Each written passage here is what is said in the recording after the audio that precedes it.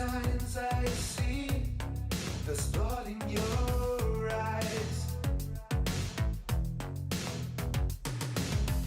Sometimes I stay and you take me wrong. Sometimes you heal my heart with your lies. Walk away, take the blow.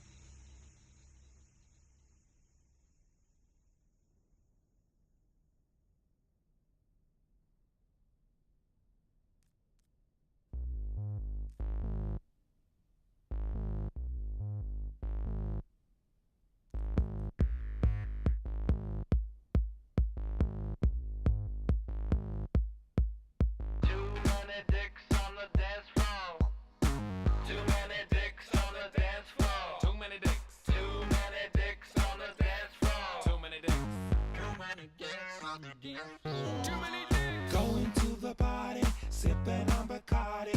Wanna meet a hottie, but there's Adam, Steve, and Marty. There's Billy, Todd, and Tommy. They're only from the army. The only boobs I see tonight will be made of origami.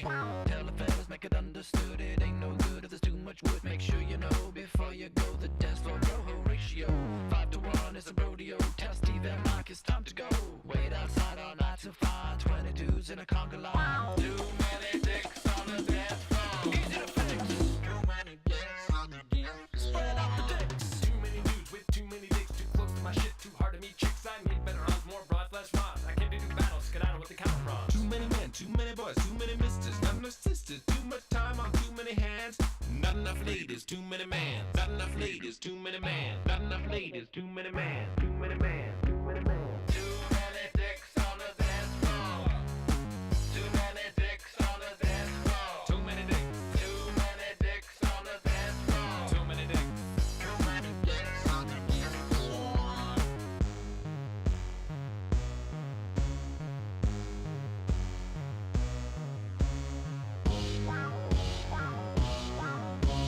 Too many dicks, too many dongs, too many clowns, now sing this song. Too many dicks on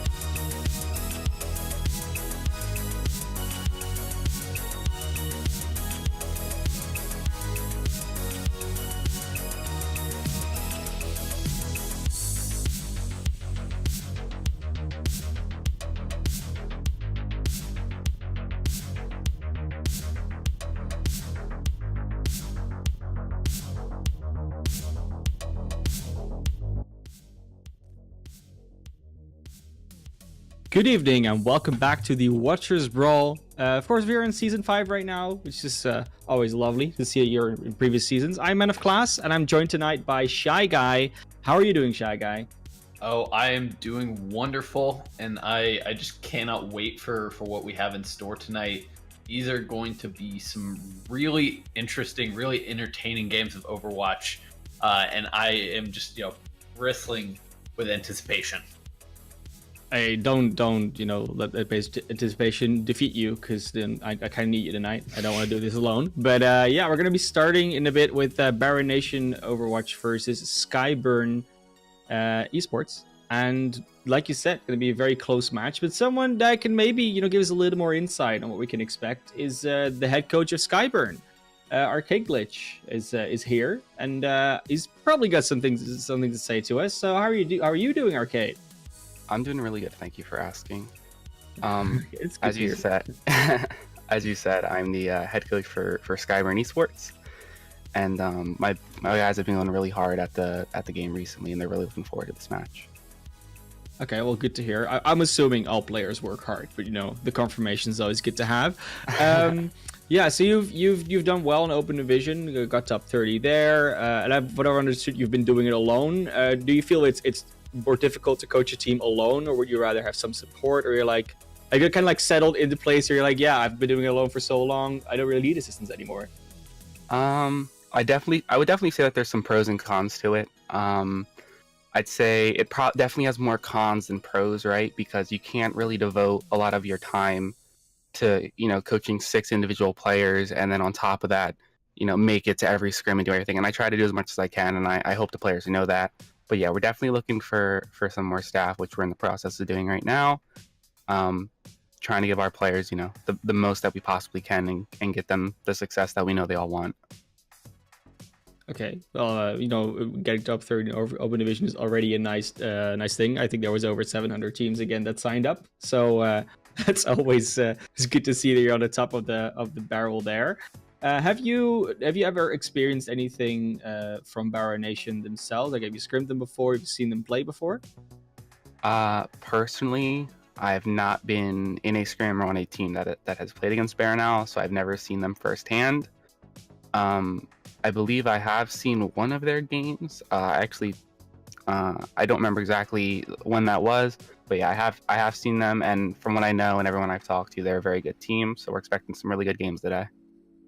Okay, and sometimes you have that scouting advantage, but it doesn't seem to be as much of the case here. Yeah, I mean, it's obviously the roster's been together for quite a while. Are there any players that you feel have been doing very well lately, in scrims, etc., that we want to look out for? I wouldn't really say that. I think when you're looking at teams, it's more or less how they come together as a whole, and not really individuals. So I don't really like to say that certain players stand out. It's just always going to be a team thing for me. Okay. Well, that's nice to hear. Maybe I wanted to give the viewers maybe a hint towards the MVP vote, because the poll is live. But no, it's good. It's a good democratic answer. It works. I always try to say the same thing, but sometimes you have that player stand out. Yeah. Any shout outs you want to do before we get started? Shout out to Espen for being awesome. I mean, it's always nice. Yeah, this week I don't have to remind people to do shout outs to their mother. That's good. But I want to thank you for coming around. Yeah, good to have you on the show, so to speak. We're gonna go into the games in a bit. So thank you for your time, and maybe we'll get to talk soon again. Yeah, my pleasure. Okay. Well, Shy Guy, seems like we have a match on our hands. We definitely do. I mean, what's your take? We've seen both of these teams play before. I mean, I don't know if you want to make a prediction. I'm not going to make you do it, but what are you feeling coming out from these teams? Because we're going to start on Lijiang. Yeah, this is very open. This is such a hard one to really predict where it kind of will be going, because as you said, we've seen both these teams before. In the first round, they both more or less kind of breezed through with the 3-0 victories in their respective matchups. So we haven't really seen either of them tested so far in this tournament. You can go back to results like Open Division C. BarahNOW has a little bit more kind of an upper hand in that regard. They actually made Open Division playoffs this time around, whereas, like you said, SkyeBurn and the 30th spot. So both very, very good teams. So I think no matter where it goes, it's going to be a heck of a match. We've got some really entertaining games in front of us. Yeah, we're going to be starting out here on Control Center. A very heavy-oriented map, generally speaking. We don't see that much dive tanks here, aside from the odd diva, which is still there in GOATs. But who knows? Maybe we can actually see some DPS come out. Especially the Mei's been very popular here, which MD2 does seem to be on. And from what I remember, MD2 was quite the powerhouse last time around. So maybe he'll be pivotal in that regard. But it does seem like we have a quad DPS composition on the other side. I don't know what that's going to do here. I've not seen it being very successful on this map. But it could throw them off. If you can't actually use a lot of space around here. So curious to see how that's going to work out for them. But 4 DPS into the Mei Goats. Maybe not enough healing from their side. They don't have a Moira.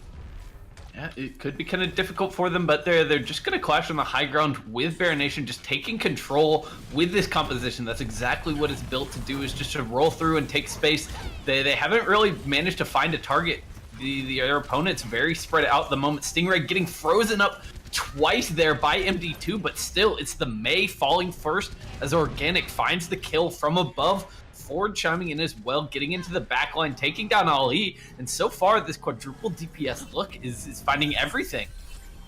And it was looking so well, because obviously when you're this 3-3 composition, you want to stick around like together, do the same thing, protect the angles that you need to protect. But they were really spreading out a lot, and that just makes 4 DPS capitalize so easily, because you can just run from target to target. They have switched over to the Moira and the Sombra now, actually just almost a 2-2-2 dive. Not exactly, because they're running a 3 support still, but this could prove to be a little more tricky to deal with as a quad DPS. More healing, a little more sustain, a little more mobility. Sombra, of course, disabling some mobility, so Wrecking Ball is going to have to be a little bit careful here on Stingray. It's good. It's a good adaptation. Stingray's got to be wary of that Sombra on the other side from Potato, but right now Ford chimes in first with a big pulse bomb kill onto Chinese Food. They take down Crimson as well with the main tank gone. I don't really think BarahNation are going to be able to get anything out of this fight. They've just got to try to back off, avoid losing any more members than they've already given up. Yeah, and another big deal as well is you don't have the Mercy on the side of BarahNation here. So as soon as they kill something, then they kind of got to make sure that they also protect that body. And while they're statically protecting that body, more spam damage comes in from other angles. So even though they might prevent the res sometimes, they will not have a res of their own, and they'll give up space and actual damage output while they do so. Yeah, they can't really afford to trade kills here in Organic. Gonna find the first. That is the trade that I was talking about there. He gets one with the barrage, but still the rest of the fight seems to finally be going in the direction of BarahNation. They can't deny the res, though, coming in from momentum. So we're still in a full even fight right now as these teams are going back and forth. Organic back off of that res is gonna find Nuv, and still the entire time this has just been SkyeBurn building up more and more percentage on the point. Finally, Potato's EMP going to clean up, but they got to make sure they stay on the point. Almost gave it up there. They will get the flip at 99%. Yeah, nicely done. Crimson finally manages to find momentum, and that really is the one they need to get. I mean, as soon as momentum goes down, you're kind of in that pickle where you're saying, like, yeah, we can't really fight anymore because you don't have healing. Now immediately you see them switch over to 3-3. You see teams do this a lot. Like, yeah, this is just a superior composition right now, so we only have to win one fight. They need to take out the Sombra. It's a good start for them, I feel.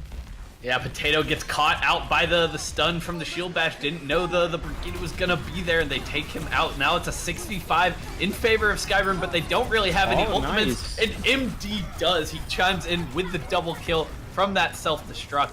That's going to be more than enough for BarahNation to hang on. Like I alluded to, this is not necessarily the worst thing in the world.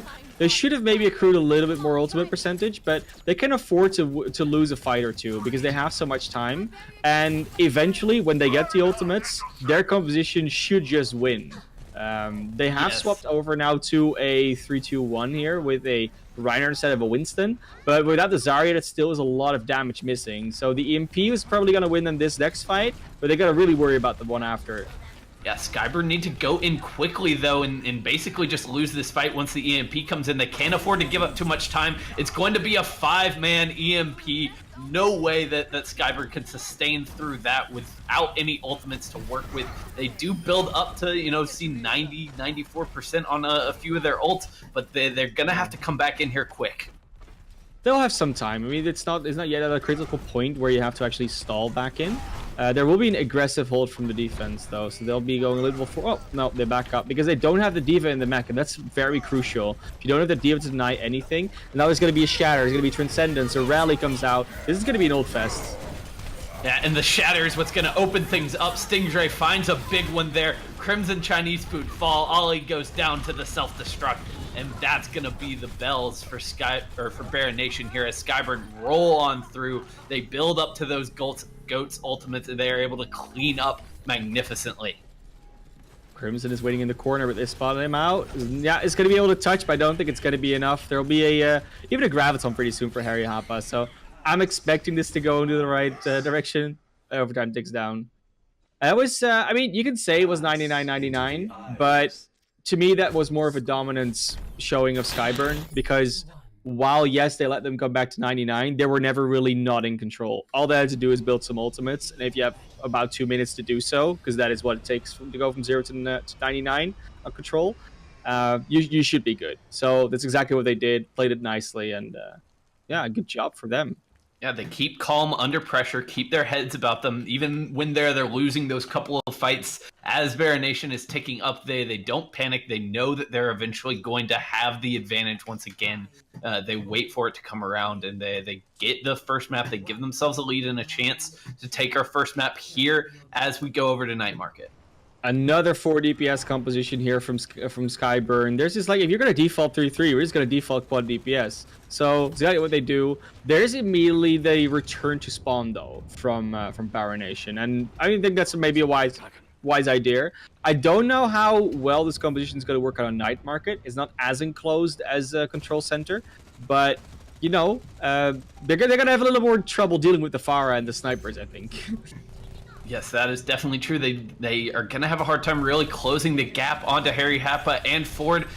Right now, Crimson does push them back a little bit, dives in there, buys his team some space as they now go in for a real fight on the point, the first one. But crucially, SkyeBurn already in control of the point, so this entire time they're building up percentage.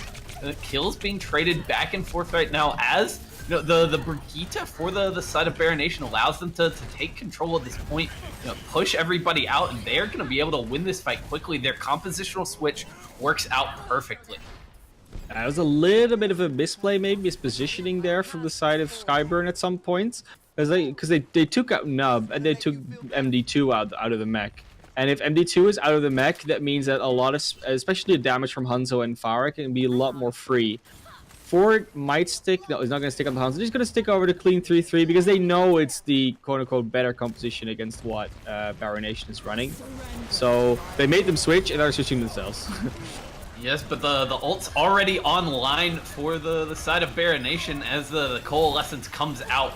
Gonna make it really hard for that tight, clumped up Goats composition to push through the choke. And again, SkyeBurn going to be pushed back here. They don't really get a whole lot out of that fight. And if you look on the other side, Potato's got another EMP. Yeah, Crimson is now on the Reinhardt, so they're going to be pushing into an EMP and a rally and even a self-destruct. So this looks likely like a fight they're going to lose. But then again, even if they lose it, they're likely going to have almost all their ultimates up for the next one. So they should be okay losing this one if it doesn't take too long. And there's a 4-man EMP to start things off, and the kills come immediately after for the side of BarahNation. And like you said, now SkyeBurn going to be building up to the first rounds of those Goats ultimates, but crucially this time they are not in control. They are down in percentage. That is definitely the biggest difference here, but it doesn't mean that that's going to be deciding difference. They do have that 16% that could make a difference, but we'll see. Right now they're showing a bit of a dominance. They have to wait for Potato on the side of BarahNation, so that gives them a lot of space to walk in for free. And yeah, even Chinese Foot going very deep there. There's the shatter to start things off, the sound barrier, keeping BarahNation up for the time being. They've still got Ali's Transcendence waiting in reserve. Nothing comes out of Crimson's Earth Shatter, but Ford off the back of Harry Happa's Graviton Surge is gonna pick up 2, grabs himself a 3rd with the micro missiles. And that is SkyeBurn keeping themselves alive, clearing BarahNation off the point. And not just keeping themselves alive, but also keeping the ultimates fairly consistent for themselves. They're up in Transcendence Charge, they have the Shatter already. Even the Graviton's not that far behind, so they should be okay to either trade out ultimates or have a favored ultimate rotation in most situations. Only question is, can they keep it up until that 99% mark, or until the 100% mark for themselves? Absolutely, we'll just have to see. They're gonna have to weather the storm here for a little while, because it's gonna be mostly even. They do have the advantage of the sound barrier, but they're already down a member. Organic falls to Crimson, coming in aggressively. BarahNation loses their Reinhardt. In the meantime, it's a trade of the main tanks.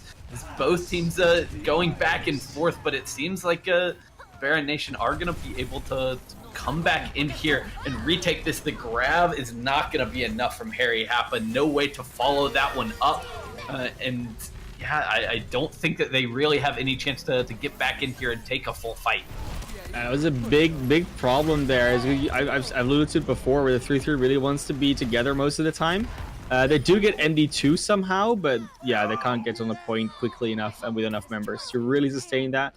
But in that fight before, like the actual last team fight, sure, you lost the Brigade, but they managed to trade the Reinhardt, and that's always something you want to do because, you know, obviously Reinhardt is a very valuable member. It blocks a lot of damage, and also does like leaf damage. But they sort of split up as a team on SkyeBurn's side. They really didn't move that much as a team, and that meant that certain members could just be picked off in enemy territory sometimes. And that's what you don't want. Like, they didn't even need ultimates on either side to really do that. The Transcendence could have actually helped, but then again, they were so split up that the Transcendence only got 2 or 3 members, while it could have had 4 or 5. And yeah, then it doesn't really do anything, of course, when they're like behind a wall or something. Again, quad DPS coming out on the side of SkyeBurn, and again, 3-3 coming out on the other side. This is the map where I would basically expect BarahNation to know they're not gonna run goats here. I was surprised that they rolled out with goats again this time. You had to see it coming. I mean, not just not just because it's SkyeBurn, but also because it's Gardens. Like, if they're doing it on the other 2 points, on Gardens is where you sort of have to do it almost. They dive in straight away with Crimson, Harry Happa on their fire, but Ali goes down. That's almost all their healing gone straight away.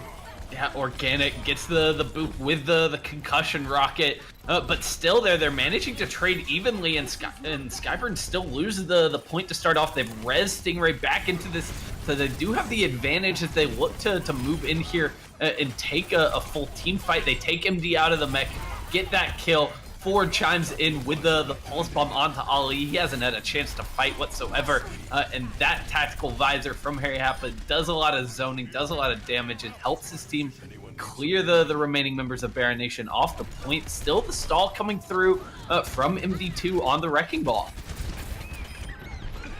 Yeah, MD2 actually taking down 2 with them. Ford and Russian Cow going down. Stingray also falling, so they could actually pull this back. It's just a lack of quick target focus. They just come back in with this barrage, though, but it's not going to get anything. This is the problem with DPS comps, right? They're relatively slow to do things, even though you think the DPS comes out.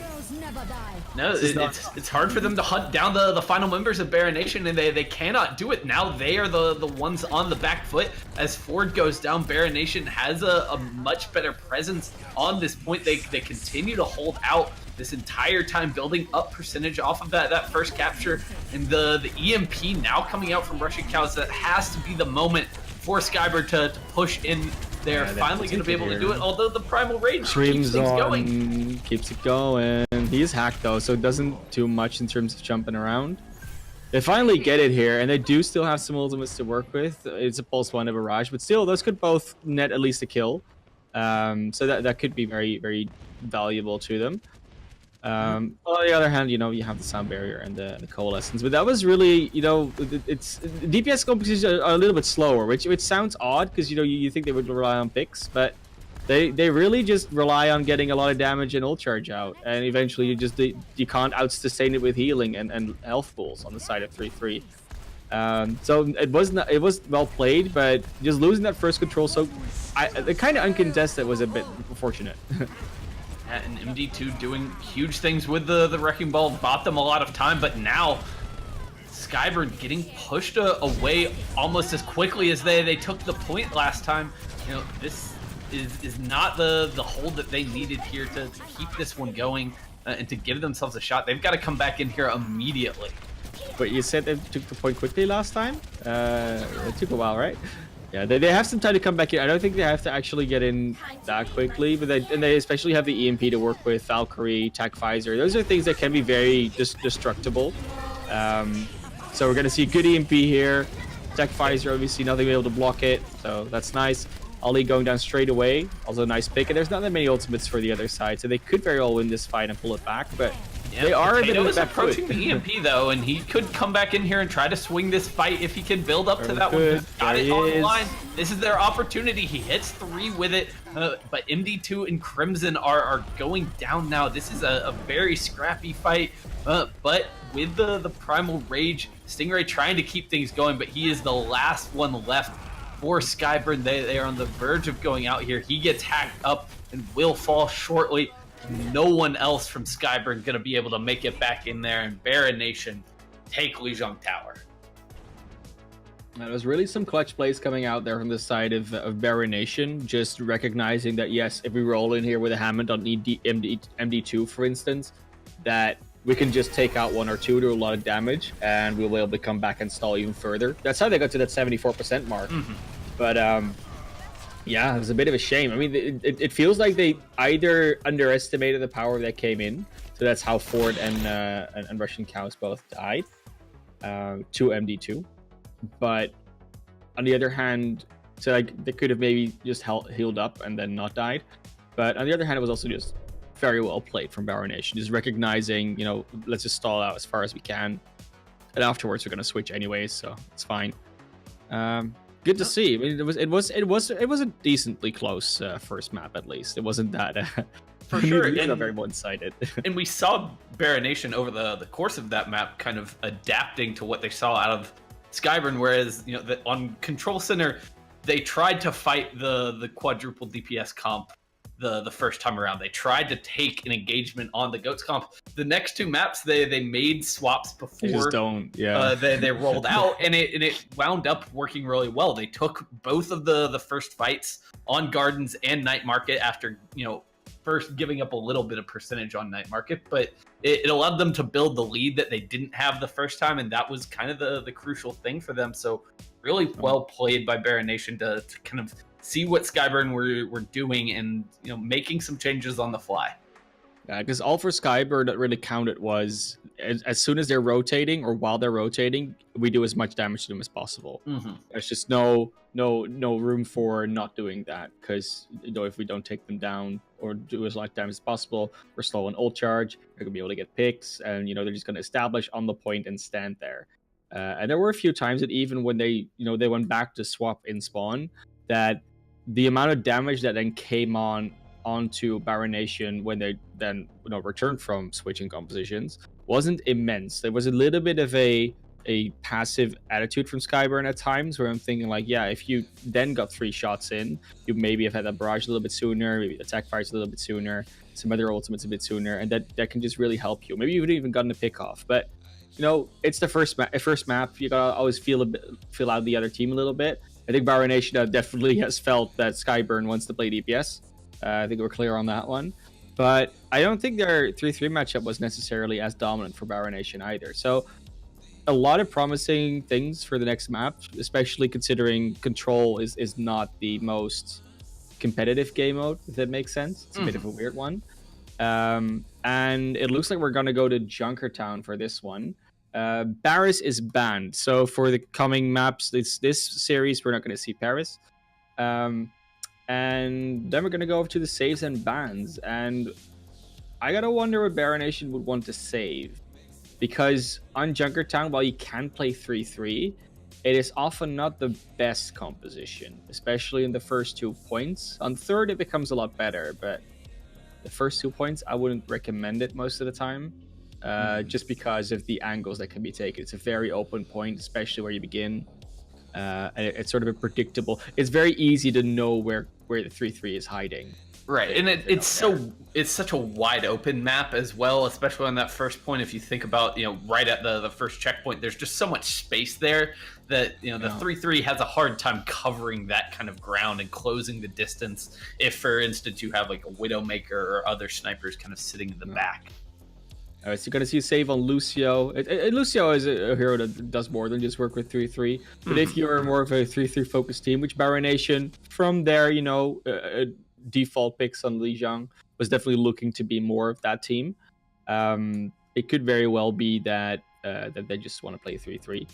SkyeBurn now is the choice to obviously ban something out. And that will all sort of depend on what they want to play. Because they have the choice of either we ban something that works well for them, or something that they need to make their compositions work. Right. It looks like BarahNation wants to start on attack, so they want to set the pace for this map. But that could also, come back and bite them in the behind, because sometimes your attack doesn't go that smoothly, and then you're much more pressured on defense. It's always a bit of a personal preference, though. So I always prefer to start on defense, and I think you see most teams, when given the opportunity to do that, unless you think you're going to come out on Junkertown and have a really strong attack, I prefer to know what the bar is. Where do you have to reach as an attacker? It can go both ways, really. To be honest, it doesn't make a whole lot of difference in the end, but it can make differences, though. You see a lot of teams that, for instance, on assault maps, they capture the first point and a bit of the second, or none of the second, and then they'll set up a different defense on first, which is sort of an all-in. If we win first, this is how we win first point defense, like things like bunker compositions, etc. So it can make a difference, and I think on Junkertown as well, it might be able to make a difference. That's fair. If you know that you don't even get the first point, you might roll out with something interesting. We do see the Orisa ban, which is fascinating on this map. Yeah, so if you don't want to run 3-3 here, it's either Orisa or Wrecking Ball that's going to help you a lot. And it looked like SkyeBurn was more of a DPS-oriented team, at least on Lijiang, but of course that is Lijiang. But Junkertown lends itself very well to snipers. And they could go for a triple DPS with a Wrecking Ball. It's very possible. And it could work out here. Yeah, but I don't really. I mean, it's going kind of for a rare. Bastion with a double sniper, right? Yeah, it's definitely a possibility. But whenever you see the Bastion, you almost always see it with an Orisa. Whether you're on the offense and running it as a 100%. pirate ship, or you're setting up as a bunker on the defense. The Orisa is almost necessary to running that Bastion pick. So I don't really think that's anything that SkyeBurn want to mess with here on Junkertown. And it'll be interesting to see what they break out on the defense, because I would say it's less common for teams to run the multi DPS, but that's something that seems very much in their wheelhouse. But no, it looks like it's going to be the 3-3. See a little bit of a switcheroo here. At least the defenders are just defaulting 3-3 here now, which is, I don't think they're necessarily afraid of the 3-3 matchup, so I don't necessarily blame them for it. And obviously, I don't really have to be afraid of an Orisa pirate ship here. Maybe a Reinhardt pirate ship could be coming out, but it's not really the same because the shield is much less sustainable. So they're likely expecting something else to come out, either 3-3 or some other hybrid dive-ish DPS composition. I think they're just going to scout a little bit here on the attack. I don't think they're going to run out with this exactly. Maybe the Pharah, but I doubt it. No, we're mirrors. Mirror match. Woohoo! Okay, but look at where SkyeBurn are set up there. They're in this little cabin right next to the point. They're gonna make it hard for the payload to move forward until BarahNation can clear them out of this position. But no, they've let it pass, and now their objective is kind of running away from them. And they've been doing a very good job of protecting Stingray, but not anymore because they just run out with So they ran out in a way. Oh, they're still fighting. Never mind. This is not over by a long shot. This is there's a spawn advantage obviously for the attackers, but Ali is pretty far out. That's where he goes. Yeah, now. he just went along with the payload while that fight was happening, and eventually, he got separated from it a little bit. He just rode the payload to his death there as he got separated from the rest of his team. They do manage to get it out of the spawn, but all in all, I think that works out pretty well for SkyeBurn. It works out very well for SkyeBurn. The payload wasn't going to get much further. It's going to roll back a little bit as well, so this is a fine position to have it in. You will still have a chance to come back even if they win a fight here. But they need to just not give him too much space. If you give him too much space, you won't have time to have another defense here. But they have some ultimates coming up. Both teams close to the Graviton. A little bit more of a self-destruct charge on Fort, though, so that could be a little bit of early initiation for them. Certainly the rallies on both sides going to start things off as Crimson rushes out to try and take some space. Russian Cows gets caught out weirdly there, and that's the go signal for the side of SkyeBurn. They throw in the self-destruct, capitalize on Potato's Graviton Surge, and they have managed to kind of swing this one back as Nub and Ali get a couple of kills here. The supports chiming in are trying to turn this around, and it's a very back and forth fight between these two teams. Eventually, BarahNation come out on top. Harry Hapa get a lot of charge there towards the next Graviton. Is almost 70% ahead of Potato there, and that can make a big difference in the coming fights. They also didn't have Teaser Transcendence. They still have a Shatter up. Sound barriers are gone on both sides, so it's still looking okay ult economy wise. At least they're not losing out and then also losing out in the ult economy, and that's good to see. But both of these teams seem to have some issues with properly sticking together as a squad, because we see a lot of split up fights where like Russian Cows as well got picked off very early in the last fight because he was just a little bit in front of the Reinhardt, and those are just those tiny things that can make all the difference in these compositions. Nice Shatter.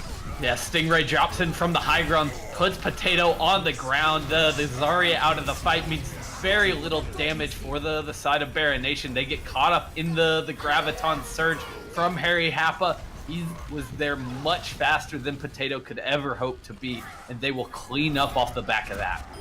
It's a little bit of a rally coming out. The grab also being used though, but still, Harry Hapa was so far ahead of Potato, still is high charge, so he'll probably be able to catch up and even lap him, because that's almost what he's done now. He's only like 30% behind. That's nothing for a high charge Zarya. No, especially when he gets to spam these doorways as BarahNation try to make their way up to the high ground. They want to push SkyeBurn off before they come in and push the cart. I think that's probably the better approach, but they're building up their health bars, they're building up their shields, and nope, they rotate around to the low ground now. You gotta find a consistent point of entry as the team. So not like two going there, because that's obviously what you don't want. That's an interesting self-destruct. Guys get Potato. Yeah, Ford just nudges it off the high ground, and the Earth Shatter from Stingray this time is what sets it up to get the kill onto the enemy Zarya. Crimson just not quite in position to keep his damage dealer and off-tank partner alive. So that's going to be another fight win for SkyeBurn as they've kind of locked down this choke. I really see those plays coming more out of SkyeBurn right now. They make these cute, almost cerebral plays. And just pushing that self-destruct of the high ground, that's something you got to think of. It's not something that you do automatically. Well, the self-destruct over the top from MD2 protects his team from the grab and takes down Harry Hapa, so that's an even trade right now. But SkyeBurn's still in full possession of the point. They are all turtled up on the payload. Eventually the numbers will be back in favor of BarahNation, so they've got to push, try to find something. Now they're caught up in the grab. Russian Cows responds with the Transcendence to keep everyone alive, and now they've got Crimson a little away from the rest of the team, trying to capitalize onto the enemy. Reinhardt can't quite do it, and the Earth Shatter now out for BarahNation, trying to take down Ford. Stingray can't find anything with his, and the bomb is zoning them out, but Stingray falls in the middle of that. Kills going back and forth. This has been such a long fight from these two teams, but it finally looks like BarahNation has regained control of the cart and will get this one moving. It's this weird interaction you constantly see happening where they both try to flood over each other at the same time, and that basically means that they're sort of intertwined with each other and everyone is separated from everyone at the same time, but they're also together, and that leads to these very scrappy fights where It's not really clear who's going to win until there's a proper numbers advantage. Like, one kill will almost never decide the fights here. That support ultimate's traded now. The Transcendence from Ali lasting a little bit longer, and Crimson takes down Stingray. They get a couple kills in succession, but still the rally comes out from the side of SkyeBurn, but they are getting cleaned up one by one. They will fall. It's just Ford left alive on the card at this point. The D.Va will not last long on her own. That's going to be BarahNation getting the second checkpoint. It was hard fought, but they finally pushed through. They have a little bit under 2 minutes to work with to finish this map. You see, 2 minutes is not that much. You get 1.5 minutes to start your third checkpoint, so a lot of time already burned off the clock there. About 6.5 minutes actually. So 6 minutes, sorry. So that's a very nice thing for SkyeBurn to already know. Like, if they're going to finish the map, it's going to be very hard to do them, but it's not in overtime. But they might be able to hold it because they have a small ultimate advantage, especially the Transcendence is going to be very pivotal. It's Crimson trying to be cute, dropping behind them. But again, they split themselves up that way, and I don't know if it's going to work for them. But it does force out the Transcendence and Russian Cows. Now it's expired. The grab comes out, and Crimson follows up with the Fire Strike, gets the double kill. Now chases down Stingray, and that is exactly what BarahNation needed. They're going to have a good shot of finishing this map. Yeah, it looked a bit... Maybe they thought they were going to get shattered from behind, so that's why they focused on 2 angles at once. But when that happens, when they split that up, you sort of got to make that call. We got to go for one side or for the other side, and it didn't really seem to happen. Might have just been a miscommunication. It happens sometimes. But yeah, 45 seconds left about. They could finish this time with some time left, but with the ultimates on the defensive side, there should be a little bit of a hole at least. Another double rally to kick things off as these teams duke it out on the cart. Stingray tries to drop the shatter, not going to find anything from that one, and MD2 opens things up with the self-destruct kill onto Russian Cows. Potato finds Organic, and that is going to be tough for SkyeBurn to turn this one around. Can they even get back to the cart to trigger overtime? So. It's not going to happen. They do finish with time remaining. No. I was thinking maybe Russian Cows because he had been killed a little bit sooner, but the rest of his team just didn't stall long enough they can come back on the Tracer.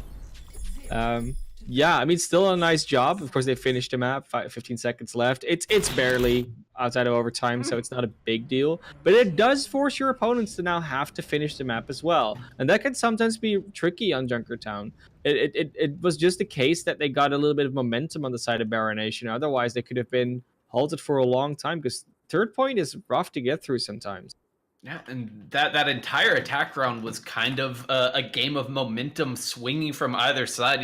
BarahNation did pretty well on the first point. It kind of went back and forth there. But, SkyeBurn looked like they were in firm control through point B. Point B was definitely their side, yeah.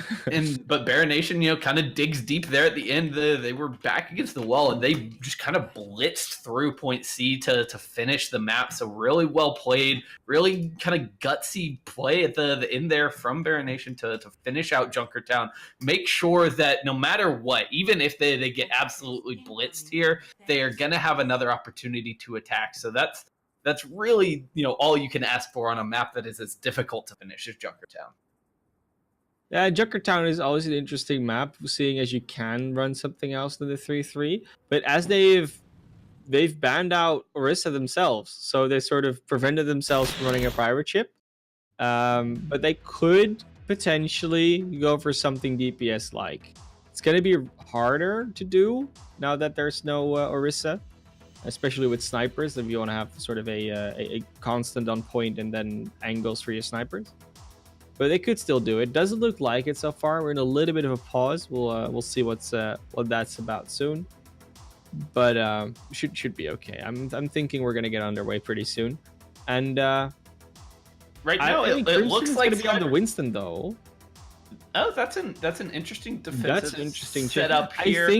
I think they might be expecting some DPS type thing coming out now because, of course, they've shown it a lot of Li Jiang. But for me, if you ban out that Orisa, the Wrecking Ball is just not as good. So either they're going to go with a dive composition, so the Winston and the D.Va, or a solo, or just a Reinhardt and a D.Va, Reinhardt and Zarya. It would be a bit of a weirder hybrid comp. So no, I think it's just being a little bit worried about seeing something like double snipers coming out Maybe. and not having really any way to deal with it. At least if you're on the Winston, you have something. It is kind of a strange pick here on Junkertown because you have to imagine if they give up point A, you're gonna have to make the swap back to Reinhardt at some point, and you give up ultimate charge. It's not the kind of play that you necessarily expect, but obviously BarahNation have something in mind that made them want to pick the more mobile of the main tanks. Yeah, like I said, it's likely just to deal with the snipers or potential for some kind of DPS coming out. Although with it's not recent, but with the changes that came in where Winston's damage now affects armor a lot better, he has just in general gotten a lot better against the 3-3 composition. So it can still work out for them, especially if they get them close to that cliff with a Primal Rage, that can do a lot of damage against characters that can't fly. But I don't know, like in a straight matchup, normally, like vanilla speaking, it should just be the 3-3 with the Reinhardt winning out most of the time. But who knows? It's maybe BarahNation is just very practiced on this style versus the 3-3. Certainly, and it does look like they are just going to be running up against the 3-3 on the other side. The standard, no DPS picks coming through at the moment. No so nonsense, SkyeBurn, guys. SkyeBurn, they seemed like they were more than willing to kind of play around with some of those comps on Lijiang Tower, but now they're buckled down. They lost the first map, kind of changing things up. Maybe they're taking it back to basics.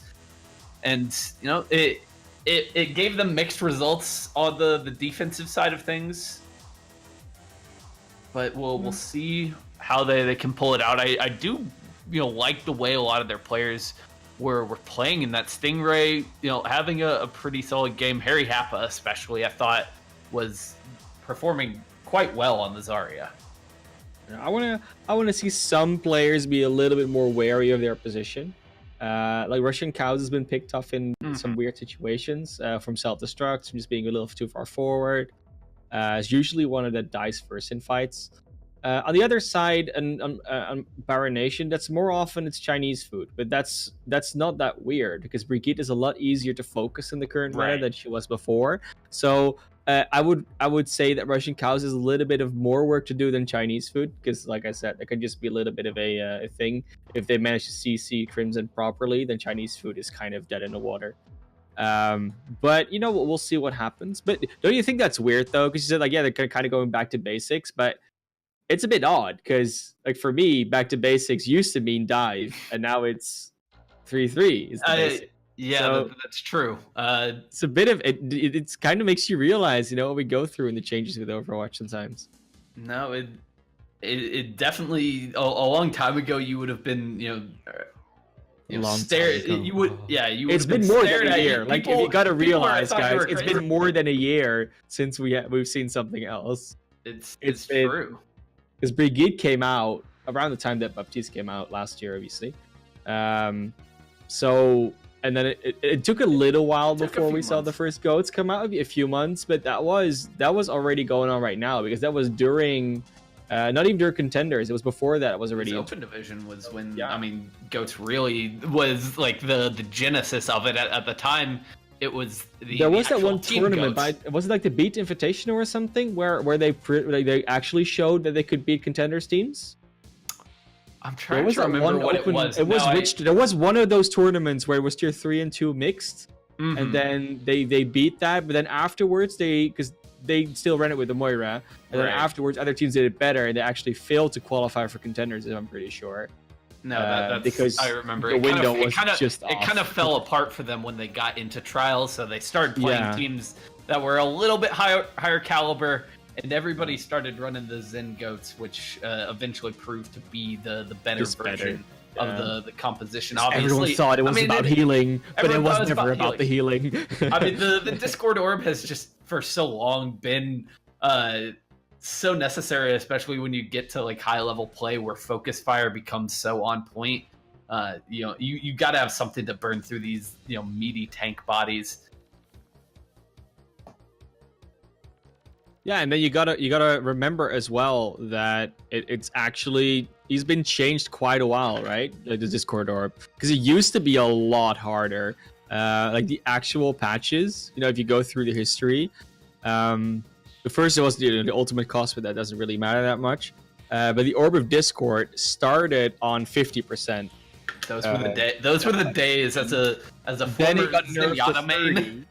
Yeah, then it got nerfed to 30, and that actually happened in 2016 already. That's like 3.5 years ago almost.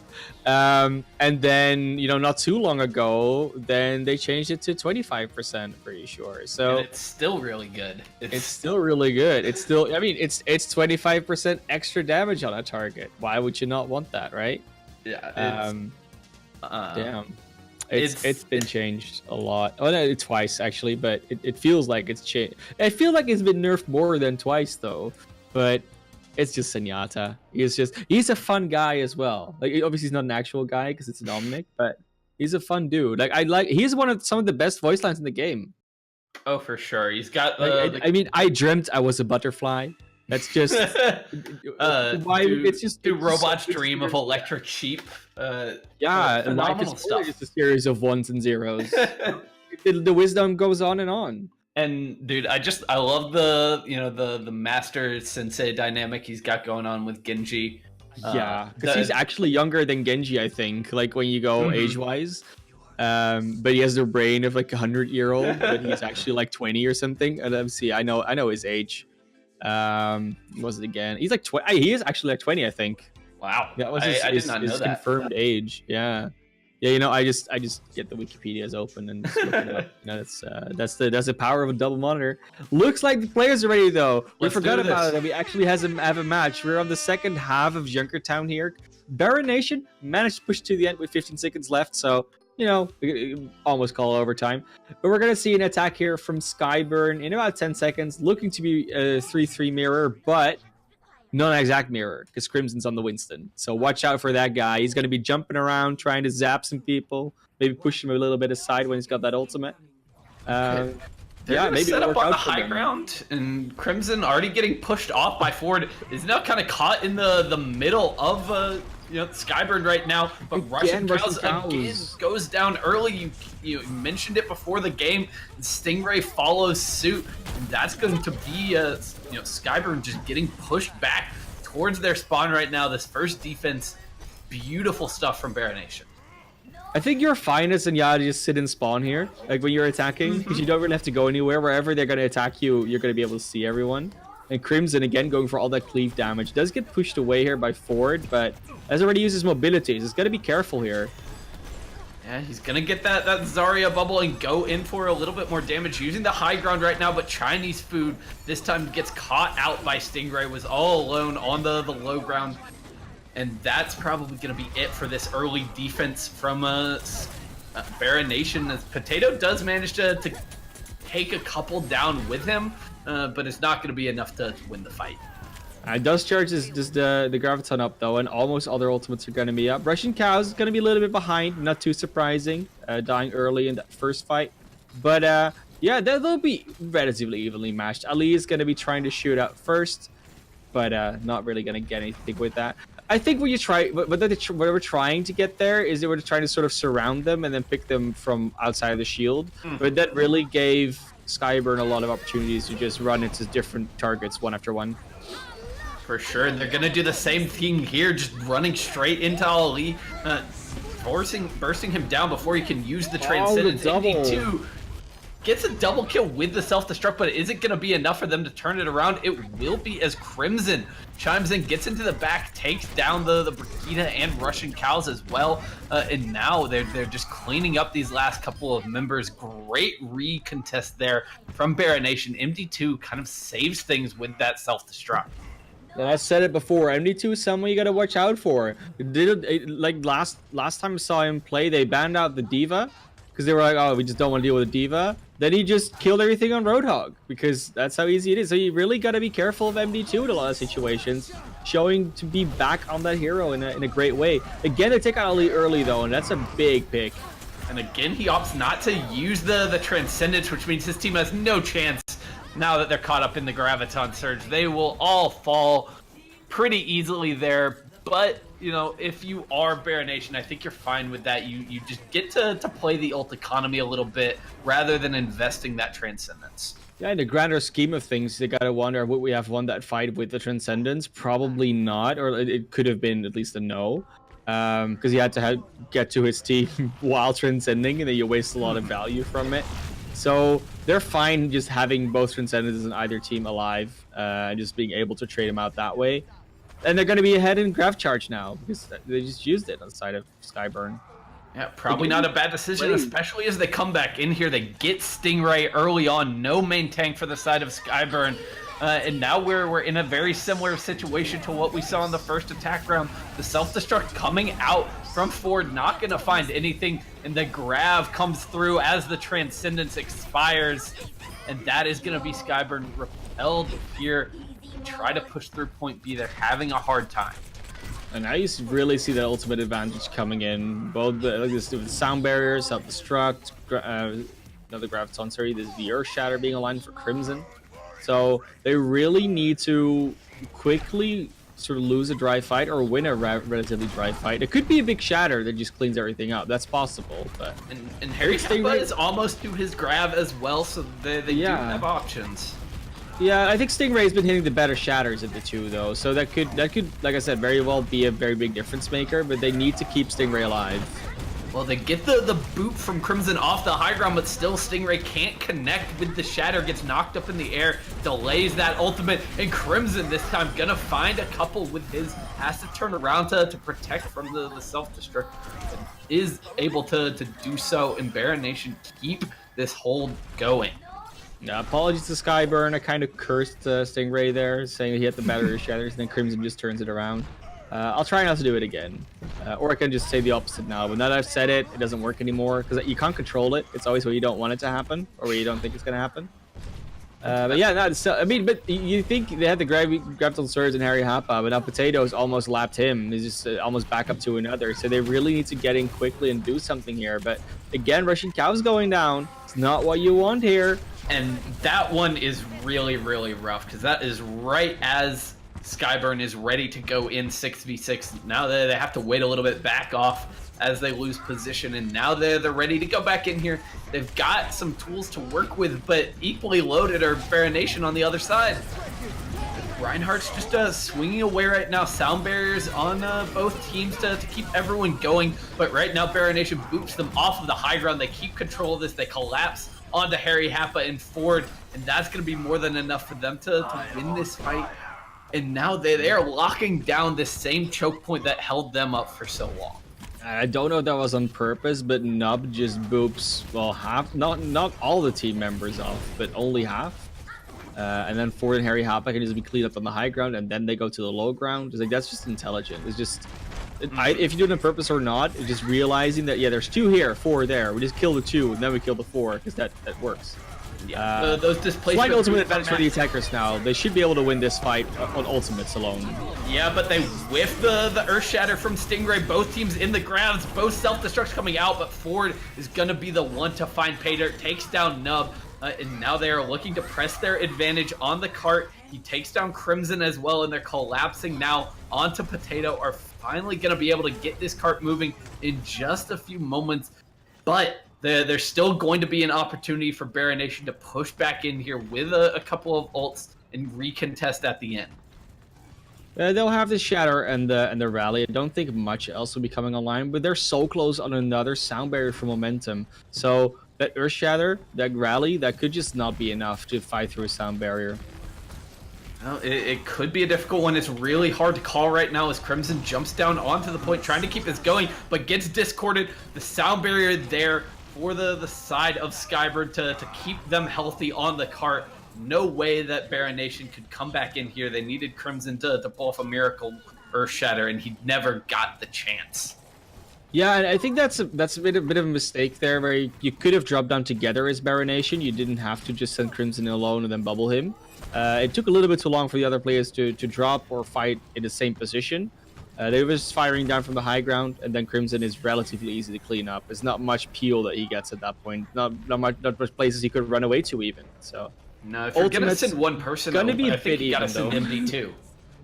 Maybe. And you could at least try and switch it out a little bit, but they tried to take over the high guard a little bit, couldn't really do it, so now Chinese Food and Crimson are gonna fall down on them. But there's another grab for Harry Happa. Crimson tries to throw out his Earth Shatter, not gonna find anything. Stingray finds the same result, and now both these teams going back and forth. The Graviton Surge is out from the side of SkyeBurn, is gonna take down Potato, who didn't find his way behind the shield of Crimson. That means that they're gonna have to invest this sound barrier if they want to hold on to this cart and push SkyeBurn back. Yeah, SkyeBurn's gonna run away here, trying to preserve as much as they can, especially that Zarya charge. Not able to do it, but they get out most of their members, and that's already pretty impressive. Definitely the zoning of some self-destruct or Graviton helping out there.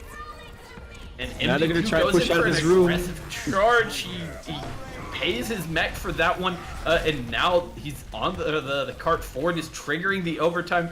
Manages to stay there while the rest of his team is coming in for reinforcements. Can they make this work with Momentum Sound Barrier to give them some extra beef? They're trying to focus down Crimson. Can they secure the kill onto the enemy? Reinhardt, he's discorded. Stingray swinging away, and SkyeBurn have turned this one around. It's back in their favor, and they're moving the cart. But Nub is stalling. Nub is stalling it out, and that could be detrimental because that means overtime is going to take down quicker. And Organic and Stingray are so far ahead because they're not cleaning up the point, and Nub gets out alive as well.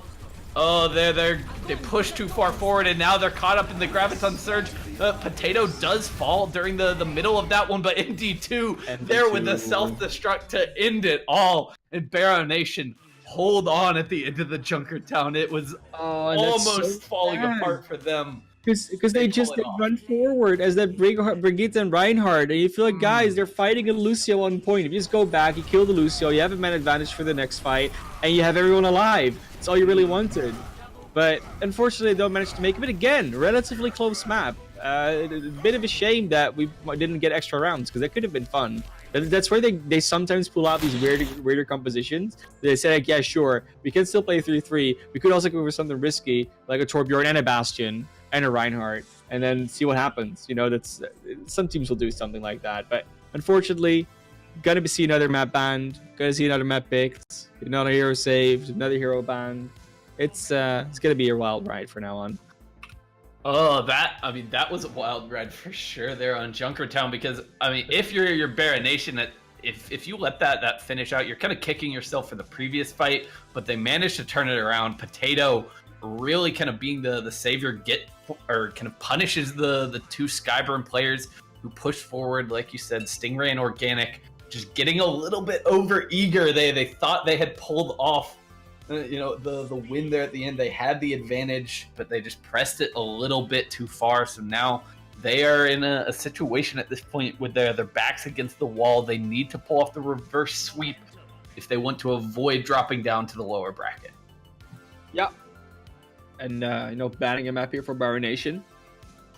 They don't have to ban an escort map because it can't be picked anyways. So they could go for another assault map ban if they don't want to play that mode at all. But it's always a team preference. And if you look at them wanting to play 3-3, potentially a 3-3 mirror as well, there are some maps in the pool that play a little bit more to that, or a little bit less. They already banned Paris, so you can't do that MB2.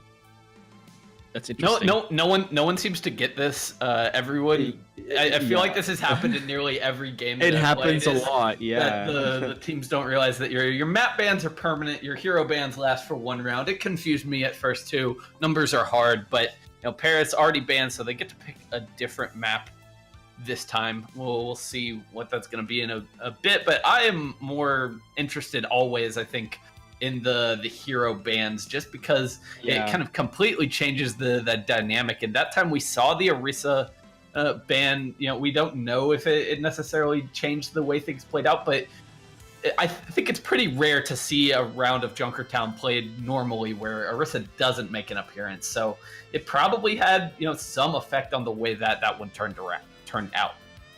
Yeah, we did see it actually be banned last Wednesday, I believe. And then it was actually the Widowmaker being saved and the Orisa being banned. So we might see a trend here coming up where it's just going to be a banned hero on Junkertown in general. But we'll see. I mean, I think the Orisa is very, very key to most of those strategies that are not 3-3. So it is a very intelligent ban most of the time.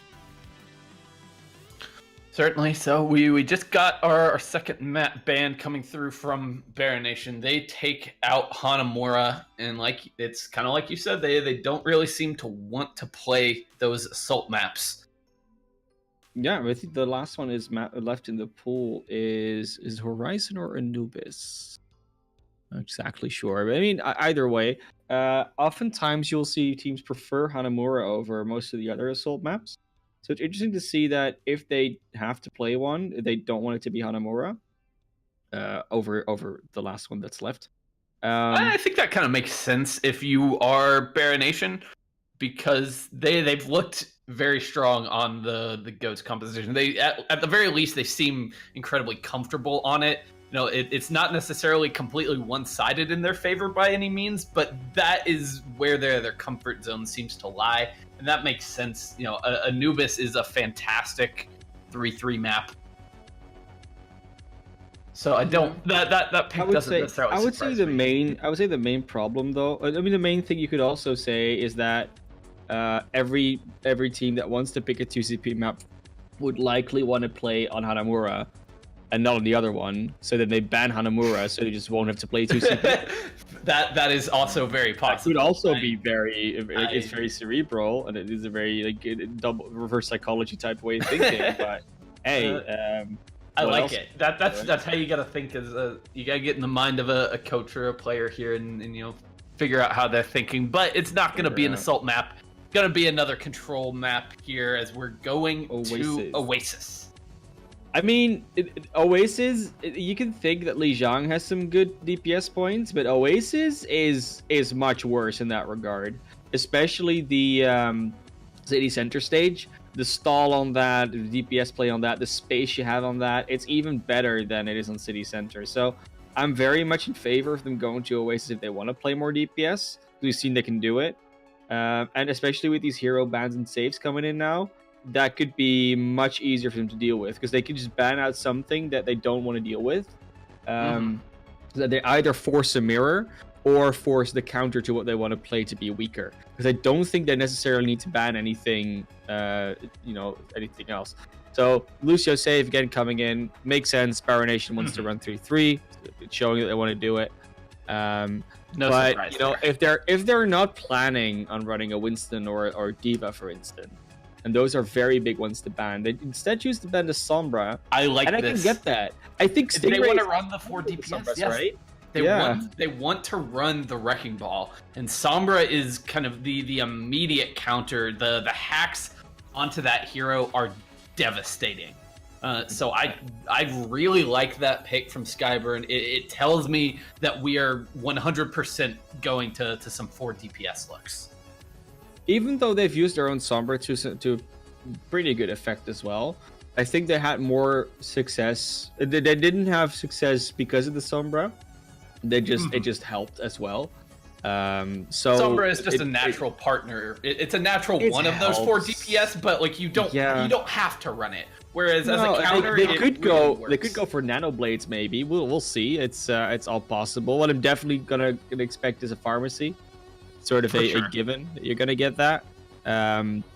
And then a tracer or a soldier, and then maybe a sniper at some point. There's a lot of possibilities, but we'll see what happens. What I'm not expecting to see is a McCree or an Ashe, because you know they're just, I don't know, they're just too Western or something. I don't know what it is. Ashe is, I think Ashe is a possibility. I've seen it with some people running the 4 DPS. It doesn't, in my mind, work as well on control as it does on other game modes. But it's something you could see. I'm more interested now in what BarahNation are going to do, because they have to know what's coming at this point. Both teams kind of have to know what's coming, and maybe BarahNation is just going to actually psych out the other side, or maybe SkyeBurn is psyching them out and saying, no, we're actually not running this. Yes, there's possibilities here, and we already know that normally they wanted just to switch off to the Moira and the Sombra and then the Winston, and then they would be fine. But they can't really go to Sombra anymore, so they'll likely come out with some form of hit scan that does a little bit better with with Faras, maybe a McCree, so they have the double stun. So it could come out, but I'm not seeing it come out in the DPS slot, and it's actually going to be the Hanzo that comes in for Russian cows. And that definitely works, especially here on City Center. Yeah. I think you've got some decent sightlines to work with on this map. He can use the high ground to a decent extent. It's extra spam. I think that's what it mainly is for. If you have heavy tanks, Widow is going to do less than Hanzo in the spam department. So if you have both Pharah and Hanzo hitting a direct hit, or a splash hit even, it's like a body shot and a splash, you kill most squishy targets. Yes. On the other side, standard 3-3. I'm shocked. Nope, they're going back to spawn. I'm at some point, especially on this point, they're gonna come out with not 3-3. They've got to do it. Like especially on this point, you know that they're gonna run it here, but they're gonna stick on the 3 tanks now. No Sombra, like we talked about, but the Zarya is gonna have such a hard time doing things. She'll be able to protect someone every now and then, every 8 seconds, but. Yeah, I don't know if that's going to be enough. Ali already going down. That's most of their healing gone. Yeah, that's a disaster for the side of BarahNation here, as they're just going to get picked apart from all angles with Organic just spamming in from the skies, laying down an immense amount of damage, and they're doing enough to contest. They didn't give over the flip to BarahNation this time, and that's going to be crucial for the side of SkyeBurn as they jump out to an early lead. They're gonna. And what I really like about the way they play this squad DPS is they're really tempting BarahNation to go after certain targets that can then still get away, that are, most importantly, not Mercy. So they're really dancing around this 3-3 very well, and that's what I like to see from them. So Ali now is going to try and stay alive a little bit longer to actually do something, essentially. Yeah, Russian cows staying alive. That's a good thing to see as well. And then the ultimates are up. Ultimates are up for SkyeBurn. There's the first one. Doesn't get anything. It doesn't even zone people, I think. Yeah, but Harry Happa is going to find something with his tactical visor, takes down Chinese food, and even though he falls, that's still a favorable trade for the side of SkyeBurn. They're just looking to clean up these remaining members of BarahNation, not going to let them escape with their lives, and they're still kind of hunting. And I like this from Organic, though. Organic is trying to spam a little bit into spawn, but doesn't do it for that long. It's maybe afraid for a Widowmaker to just pop out of spawn and kill him, but you can just have a teammate press tab. As soon as you see a Widowmaker, you drop down again. Mm-hmm. But yeah, like you said, there's not much spam coming out right now. You can take much more space to do that spamming and the rotations. They do get the kill straight away, though. Already 2 down, and with that Mercy res, they're likely going to be at a numbers advantage for quite a while already. Yeah, he died in a little bit of an awkward spot, so the res not likely here, but still they are cleaning up the rest of the fight. They get Crimson isolated from the rest of the team, and the 2K on the barrage from Organic is going to be enough for them to hang on here. And now, even if they lose this next fight, they are definitely going to be at 99%. Ali now wanted to stay away from the fight a little bit, maybe. I don't know. Ana maybe comes in also for the disable on Ham a little bit more, so they effectively have a triple stun now. Ooh, Dragon again, not getting much. It forces them forward, though, and Organic going down very, very low. It needs to find the Mercy, but Russian Cows getting the first kill, takes down the main tank. And now the advantage is there for SkyeBurn. For SkyeBurn, as BarahNation have pushed back in here. MD2 finds the double kill. They're trying to keep momentum from going for this res. Another Dragon Strike from Russian Cows 2 in this fight. This time he takes down Ali, and that might be SkyeBurn pushing back in here, trying to make a fight out of this. It's going to be a close one in the end still. Crimson's going in very deep, doesn't have an ultimate to save him, so it does go down as a result. And once again, they do this beautiful dance around where they're just, you can maybe kill one, but then 3 of you are going to die in the meantime because we're making it so hard for you to kill someone with all our mobility. MD2, not going to be long for this world, doesn't have an ultimate to even remech. Nup also going down. That's the first stage, 100-0. Nice job from SkyeBurn there. And now you can see SkyeBurn came into this map with a plan. As soon as they had the opportunity to ban out the Sombra, they knew that their quad DPS was not going to have a really hard counter on the other side. BarahNation has not found anything so far that has really managed to turn the tides. But now we're headed to kind of more favorable territory for them as we move over to University. Yeah, University should theoretically be just a 3-3 point. But if they're going to stick on this and they're going to stick on that Roadhog, oh, they're not. That's a shame. But they're going to go out with the May, though. And we've seen MD2 try this on Control Center as well. I That don't ended up like going in this. favor of SkyeBurn.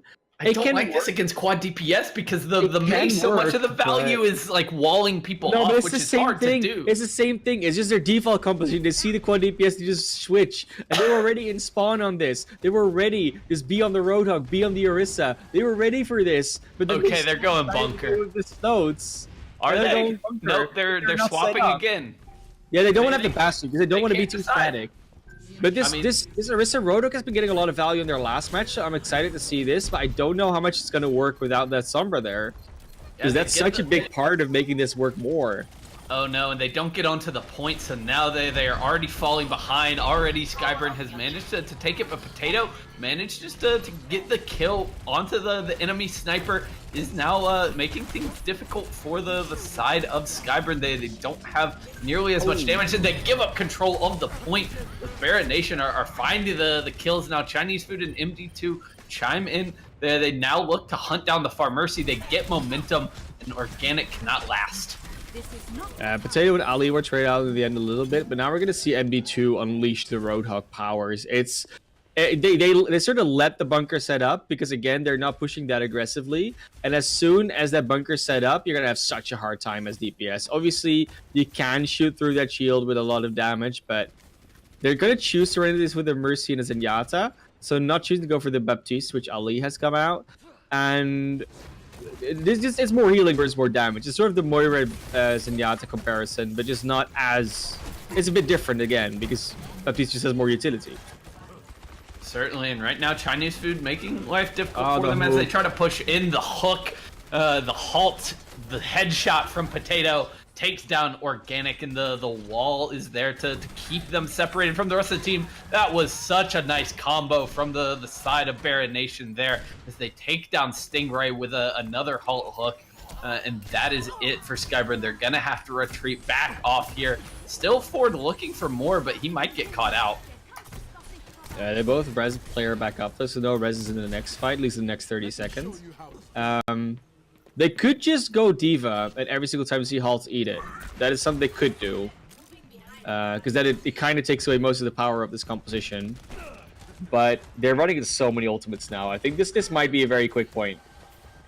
This is going to be very, very difficult for SkyeBurn to push back in here. They don't really have any tools. They engage with the Valkyrie, and they do manage to take down MD2. He gets a bit aggressive, gets taken down by the enemy Hog, and the Blizzard now coming through for Chinese Food is going to take down Stingray. Freezes up Ford as well, but the res is there for momentum. Their main tank back in the fight. The Deadeye from Harry Happa up on the high ground zones them all out. He doesn't manage to find anything with that. He's trying to take down Nub, who is using the Valkyrie, cannot quite manage that kill, and things still very much up for grabs here as both whole Hogs coming out. Ford can't find anything with his. MD2 pushes the rest of the team off of the point, and that is BarahNation evening things up here on Oasis. I know it's almost looking good. They were almost getting back into it. Actually had some numbers there, but unfortunately they couldn't manage to finish it out. Chinese Food doing a lot of freezing work on that May, and the wall was good to block the Deadeye. Like, there was a lot of small things going on there. It was just very nice to see. And now obviously we're just gonna see DPS. It's gonna happen. But are they gonna run this Orisa Roadhog on the other side? Are they gonna run out with that straight away? That is the main question that we're asking ourselves now. Looks like they do want to start on somewhat of a 3-3. And it looks like they're going to be running back to spawn again, guys. You know, it's become a pattern at this point. It's kind of a tradition for them. We know it's going to happen. And they see it, and they turn right back around. They're waiting for the double bluff. I really feel like they're thinking at some point they're going to run into a 3-3. They're going to be very happy. But Organic already charging 40% of the ultimate, and there's the Roadhog, there's the Orisa, there's the Wrecking Ball. Yep. I guess the May is not as strong on this point, so that's why you run the Wrecking Ball, and because it can also not be countered by Sombra. But this is a harder point to pull the Orisa Roadhog off. It definitely is. There's a lot more high ground for the enemy team to work with to stay safe, and they don't manage the almost get Harry Happa. Yeah, they don't quite hit it there, but still Potato manages to find forward in the backline. The Tracer not able to get enough harassment off, and Potato now with free reign in the back, no one to contest him, takes down Harry Happa, and that is going to be BarahNation taking first control. Now, Potato's going to be so free in the back. He's going to be standing there on that Widowmaker, and because they don't want to get close to the Rotok and the Orisa. So, and even if they do, then there's an Immortality Field, there's a Mercy, there's a Wrecking Ball that can boot people away. So, Potato is going to be the freest Widowmaker that I've seen in a long time.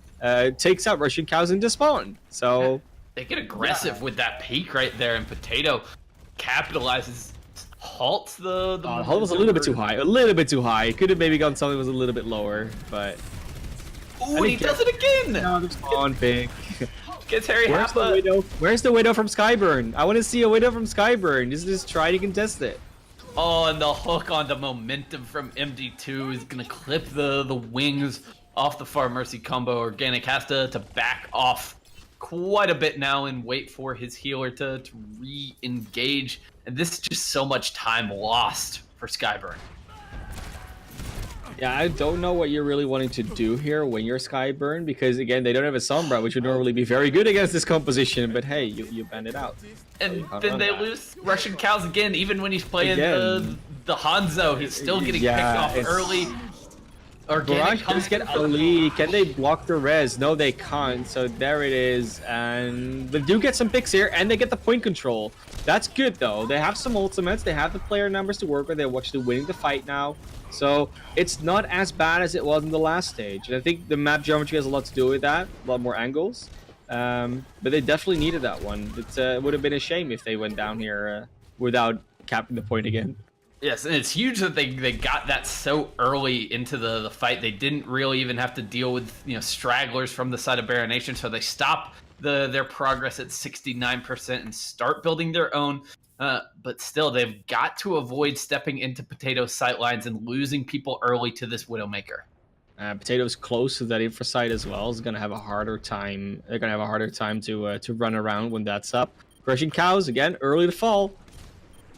And now the amplification matrix out from Ali, giving them that much more, firing power on the front lines as they're looking to take down the remaining members of SkyeBurn. It's been a scrappy fight from these two teams, but the res for Potato is going to give BarahNation the advantage moving forward. Just how quickly can they clean up these remaining members? They're building up progress. Organic gonna go for the aggressive barrage, but doesn't take care of Potato. Loses his life for it, and they manage to get the flip even with the res coming through on the side of SkyeBurn. They have the numbers now. They can take it back, but MD is still alive. The MD is... Oh, he goes off the map. That's a nice boop. Stingray needed to do that. That is huge, and they get the swift retake. That is absolutely massive plays coming through for the main tank on the side of SkyeBurn. They needed that because they were on the verge of being knocked out of this series. They need to hold on here, but they've got the ultimates to continue working specifically those mines. Yeah, SkyeBurn has been trying to identify what the weakness is, what they need to target, and the main targets for them have been Ali and Potato early on, because with Potato gone, there's less pressure, and with Ali gone, the healing for the tanks is very absent, because only a Mercy healing 3 tanks, it's not a lot, but then they lose Stingray and 4 early here, so this could be another swift retake here for BarahNation. And they were very split up on that push. Stingray went in with the mines, but no one else was there to keep him alive, give him any kind of backup. And now they're losing members late, which means they're going to be frantic and trying to recontest and trigger overtime. Ford is sneaking underneath. It's gonna be able to touch. As a pulse bomb as well, could maybe even take someone out. But not in full numbers right now. He's going to be the one to touch on the Tracer, but gets greeted by several members of BarahNation. Nothing doing with that pulse bomb, but Harry Happa has taken down Potato. The main threat on the side of BarahNation is out of the fight right now. Can they capitalize off of that? Can they find anything else? It doesn't look like it. The hook shuts down Russian Cows. And now it might be all over for SkyeBurn here. Organic and Stingray trying to turn this one around, but they're not going to be able to do it, and no one else there to touch as BarahNation close out the 3-0. It was a scrappy match through and through, but they are able to pull it out here on Oasis. The dramatic Wrecking Ball as a finisher. I like seeing that. And this was probably, the environmental kill then goes on to kill two more. It's the Mercy and the Widows is involved in those kills as well. So yeah, nice play of the game. Environmental helping out with that one, but I love the highlight intro, so I'm never mad about that one. No, so yeah, we see we see BarahNation taking this one 3-0. It was a little bit closer than the scoreline might reflect, but something that some may have predicted. You know, the 30 on the OD list versus a playoff OD team, that can sometimes make a big difference. And then this time it definitely showed. But SkyeBurn showing that they want to deal with the triple tank, triple support. Certainly, and you know, SkyeBurn is now a team that I definitely have my eye on to make a run through the lower bracket, because like you said, this was way closer than a 3-0 scoreline shows. This was not the 3-0s that we saw in round 1, where BarahNation was kind of, you know, playing with its food at times. This was a real series, and SkyeBurn made them work for it for sure. BarahNation just a little bit too polished at times, a little bit better than SkyeBurn, who, you know, have some things to clean up. They want to make their way through the rest of this event. Yeah, we haven't been mentioning it throughout the series, but there might still be a slight moment to actually vote on your MVP. So do it if. But yeah, it was just that, and both teams were not playing as cleanly as they maybe could. So it's not like I'm saying BarahNation is just a great team, and there was just a few mistakes they capitalized on a little bit better, a few mistakes they just didn't make. But both of these teams having some issues with their 3-3 in terms of, you know, sticking together, maybe being over aggressive on some players and not on others. So that's synergizing those play styles where you sort of move as one organism. Is very hard to do, and both of them had some moments where it went very well. Both of them had some moments where it didn't go that well, and it's always where you say, like, yeah, that player did very well or that player didn't do very well, but that sometimes also just comes down to someone not making the correct call, or maybe someone's like sound went out sometimes. Like, there's a lot of explanations here, so we could speculate a lot. It's just something we see happen when you see mistakes happening and the other team capitalizing on it. That's when you know these teams are very stacked against each other. For sure. And now, you know, looking at the bracket for the rest of this event, it looks like SkyeBurn are going to be dropping down into the losers bracket, where they will go up against Team G1 in the next round, and BarahNation moving on to what looks like the winners, you know, of the next match. It's either going to be Magnaventus or Metamorphic. And speaking of which, you know, we'll be back in, you know, just a little while to bring you that action as well. 9 p.m. EST, we'll be back with that time. I think we might still get the MVP vote in, so we still have something to talk about. But yeah, like you said, I mean, like we said, SkyeBurn isn't out yet. They're going to the lower bracket. So they're going to face it against Team G1. That's going to be on Sunday, by the way, so actually not that far away. I think that's actually already at 9 p.m. So there'll be a later match that day. And they're going to have to face off, like I said, against G1. And BarahNation against Magnaventus or Metamorphic, who we're going to see in about, you know, less than 40 minutes, 9 p.m. So that's actually quite soon. We do have some fun news still, though. Momentum got that MVP vote. So can definitely take that one into the pocket. Did not win the game, but won the viewers' hearts. Yeah, I gotta say, I was impressed with his Mercy play. Was managing to pull off some really good kind of tempo reses, you know, in the middle of fights where you don't necessarily always, you know, see the Mercies get a chance to do so. So he was definitely a big part of keeping SkyeBurn in it, especially on those two control maps that we played, Lijiang and Oasis was really coming through clutch. Yeah, and that's you know, just being the only support on a team sometimes that can just be enough to be an MVP, but then putting that performance out, that's very nice. But yeah, we're gonna be back soon. 37 minutes now. It's getting closer and closer. So we're gonna see you then if you want to watch. It's gonna be Magnaventus versus Metamorphic. Winners bracket, what's it, round of 16 we call that? Round of 8? I don't know. But it's going to be a fun match. I'm really looking forward to that one.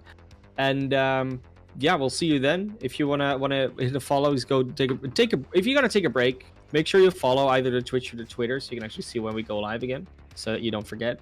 Other than that, we'll see you in a bit.